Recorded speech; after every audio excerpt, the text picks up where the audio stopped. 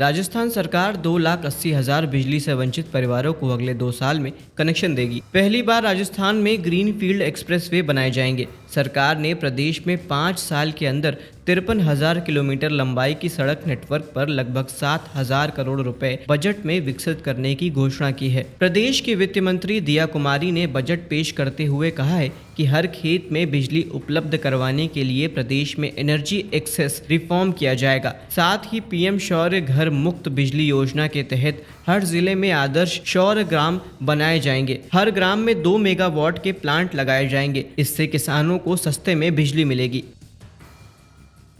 राजस्थान सरकार ने बजट में घोषणा की है कि 5 लाख नए किसानों को लोन पर कोई ब्याज नहीं देना होगा, केवल लोन की रकम वापस करनी होगी। इसके अलावा शॉर्ट टर्म एग्रीकल्चर लोन के रूप में दी जाने वाली रकम को 2 गुना कर दिया गया है। वहीं राज्य सरकार ऊंट बचाओ मिशन शुरू करेगी और ऊंट पालकों को 20,000 रुपए दिए जाएंगे।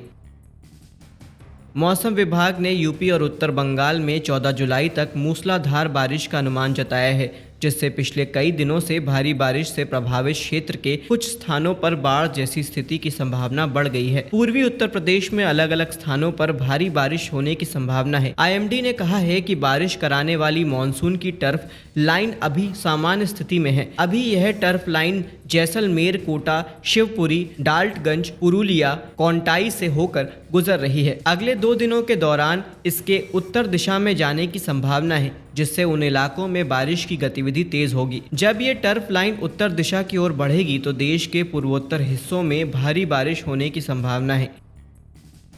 अगले 1 सप्ताह में देश के कुछ उत्तरी राज्यों में रुक रुक कर बारिश होने का अनुमान है। इनमें उत्तराखंड, हिमाचल प्रदेश, उत्तर प्रदेश, जम्मू कश्मीर, लद्दाख और पूर्वी राजस्थान शामिल हैं। 12 से 13 जुलाई के दौरान पंजाब, हरियाणा, चंडीगढ़, दिल्ली में बारिश हो सकती है। भारत मौसम विभाग के मुताबिक कोंकण, गोवा, मध्य महाराष्ट्र और तटीय कर्नाटक में अगले 4-5 दिनों के दौरान भारी बारिश हो सकती है। झारखंड में जहां कम बारिश दर्ज हुई है, वहीं बिहार, छत्तीसगढ़ और उड़ीसा में अच्छी बारिश देखी जा रही है। भारी बारिश के कारण कई जगहों पर बाढ़ जैसे हालात हो गए हैं। असम में स्थिति खराब हो गई है। इधर बारिश की शुरुआत के साथ ही किसान खरीफ फसलों की तैयारी में जुट गए हैं। लखनऊ मौसम केंद्र की ओर से जिन जिलों में बारिश की संभावना जताई गई है, उसमें बांदा, चित्रकूट, कौशाम्बी, प्रयागराज, सोनभद्र, मिर्ज़ापुर, चंदौली, वाराणसी, देवरिया, गोरखपुर, कुशीनगर, महाराजगंज, सिद्धार्थनगर, गोंडा, बलरामपुर और श्रावस्ती जिले शामिल हैं। इन जिलों में ऑरेंज अलर्ट जारी कर दिया गया है। जिन जिलों में बारिश का येलो अलर्ट जारी है, उनमें फतेहपुर, प्रतापगढ़, बस्ती, बहराइच, लखीमपुर खीरी, सीतापुर, कानपुर देहात, कानपुर नगर, उन्नाव, लखनऊ, बाराबंकी, रायबरेली, अमेठी, सुल्तानपुर, अयोध्या, अंबेडकर नगर, मथुरा, आगरा शामिल हैं। कपास में लगने वाले पिंक वॉलवर्म के हमले से बचाव के लिए भारतीय कृषि अनुसंधान परिषद यानी कि ICAR ने AI तकनीक के इस्तेमाल से फेरोमोन ट्रैप सिस्टम विकसित किया है। इसकी मदद से कीट को ट्रैक कर पकड़ा जा सकेगा। यह ट्रैप सिस्टम किसान के मोबाइल से भी जुड़ सकेगा और किसानों को कीट के संक्रमण की जानकारी भी देगा। पंजाब के किसान 3 साल से गुलाबी वॉलवर्म कीट से कपास की फसल बचा नहीं पा रहे हैं। केंद्र सरकार सीनियर सिटीजन सेविंग स्कीम यानी कि SCSS के निवेशकों के लिए जुलाई से सितंबर तिमाही के लिए जमा रकम पर 8.2% की दर से ब्याज दे रही है। इस योजना के लिए पोस्ट ऑफिस में खाता खुलवाया जा सकता है। SCSS अकाउंट न्यूनतम 1,000 रुपये हर माह की जमा राशि के साथ खोला जा सकता है। सरकार ने समय से पहले योजना निकासी पर नए नियम लागू किए हैं, जिसके अनुसार अगर निवेश की 1 वर्ष की अवधि समाप्त होने से पहले खाता बंद कर दिया जाता है तो जमा राशि पर लगने वाले ब्याज 1% रोक लिया जाएगा।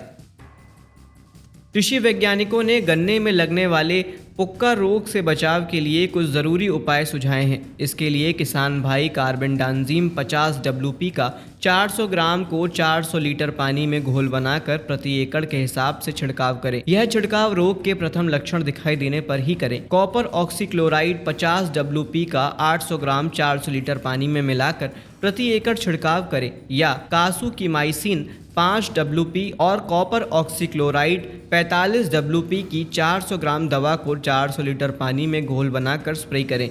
यह स्प्रे 10 से 15 दिन के बाद फिर दोहराया जा सकता है।